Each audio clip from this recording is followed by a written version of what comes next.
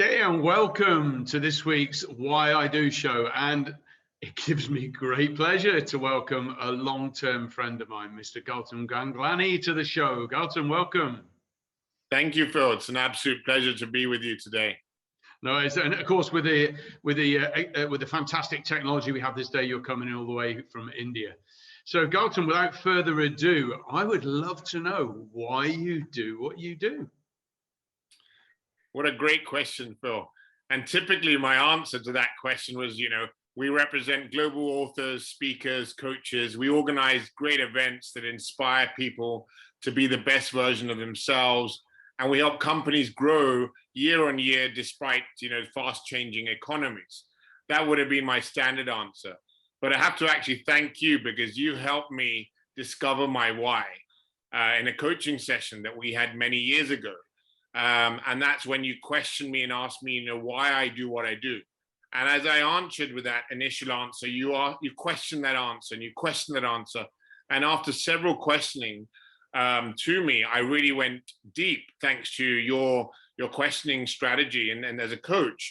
And it went back and took me back to a childhood story because being born and brought up in the UK, as a teenager, I went through a very difficult time. I was bullied, I was teased, I was humiliated, I was made fun of. And this resulted in my self-esteem being at an all-time low, very little confidence, very few friends. And I sort of felt lost and no sense of direction, no purpose. And that was a really painful time for me personally. And it also resulted in my grades being below average, which I really felt was not really meriting my true self. I went to my dad and I said to him that nothing makes any sense. My confidence is at an all-time low. My grades are below average. Please help me this difficult time.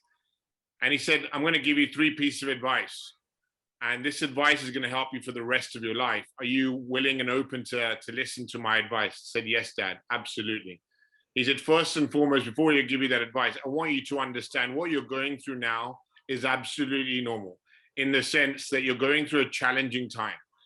The rest of your life, the 2 things that are constant are change and challenges. They're going to be constant no matter how successful you become. Change and challenges are going to be part of your life, and the current climate in COVID explains that itself. He said, firstly, when you go through a challenge, surround yourself with the right people. Secondly, continuously learn. And third and most importantly is take action. And that to me really helped me find my why, because the very business that we're in today helped me discover that we're all going through challenges. We go through financial challenges, business challenges, relationship challenges, health challenges.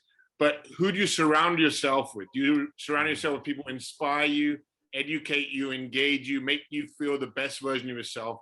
Do you learn from books? Do you learn from audios, podcasts, learn from life's experiences? And last but not least, do you take action? And that was really helping me find, why do I get up each and every day? Is because I'm super excited to inspire, educate, and engage people to be the best version of themselves and solve their problems, have breakthroughs, have solutions to their challenges. Wow. And I mean, wow. I mean, anyone that knows my history knows that, I've got a similar kind of why do you? And you certainly have done brilliantly. I mean, you've surrounded yourself with some of the gurus out there, Brian Tracy, Dr. Marshall Goldsmith, many, many, many more. And I think you've done, and what's been great is, of course, you've also brought that to other people, right? So you're also helping them through the journey because of your own challenge. So huge, mate. Huge. Thank you. Now, I've got to ask you to do this. I gave you a brief for this show, but I'm going to throw a curveball at you. And what I mean by this is rapport is how you make people feel comfortable with you. And the thing I've always found remarkable about you is the way you change your accent so that people can understand you better. Sure, and this is a global show, right? It's not just people in the UK that are listening to this. There's people around the world. And I remember someone coming to me and saying, Phil, I really want to work with you, but I can't understand your accent. And you have an amazing way of twisting this, of changing your accent. So if you feel comfortable to do it for a second or two. If not, flip back, whichever way you want to do it. But my next question to you would be, just tell us a little bit more about what you do, G. I know you've changed your model because of COVID, again, through your community and your learning, I'm guessing. But you've changed your model from working with all these guys in Dubai to India. Can you just tell us a little bit about that so people learning can engage with you? Sure, Phil. Sure, Phil. One of the most important parts of any business, as we understand, is really about connecting with people. And we deal with people across culture. So the accents may change, the terms we use may change, the dictions may change, the words may change. When I speak to someone in England, I'd say brilliant or fantastic. And an Indian person really needs a different terminology that, you know, it's really, really relationship driven and just the way we express ourselves. But coming to the actual business that we've been in and has evolved is really, we really bring like-minded, like-hearted people together. Everyone's searching for solutions. Everyone's searching for answers. Personally, I'm looking to progress in my career. Business-wise, I'm looking to grow my team, grow my business, to really Right Selection as an organization, facilitate really what my book says, which is breaking bread, building meaningful conversations with people who inspire, educate, and engage you. So we have executive coaching. We help CEOs and senior leaders with where they have specific challenges, be it LinkedIn, be it personal branding, be it strategy, be it entrepreneurship, where we connect them with great coaches like yourself so that they can have one-to-one coaching or a hybrid model of group coaching. We then bring world's greatest speakers because we like to be inspired by the great speakers who have helped us transform through their books, audios, and videos to have a live experience, both in person or virtually, where you can engage with them and understand what are their philosophies of how they say or guide us from experience. We can transform our lives. And that's really what our business is to help people be inspired, educate, engage through the knowledge and thought leaders that we know personally and professionally, and bring that to help them solve their problems and challenges. Brilliant. And so quick question though, you actually said something, I'd appreciate this on a personal level. You know, you said that in the UK, we'd use words like brilliant and all that. What would they actually use in the subcontinent? What would be more in the language that would be used to, you know, in that place? Well, they find it very difficult in India to say no. And so they would actually use polite, very friendly, culturally word that it's fine, it's okay, we'll make it work, it's good, it's great.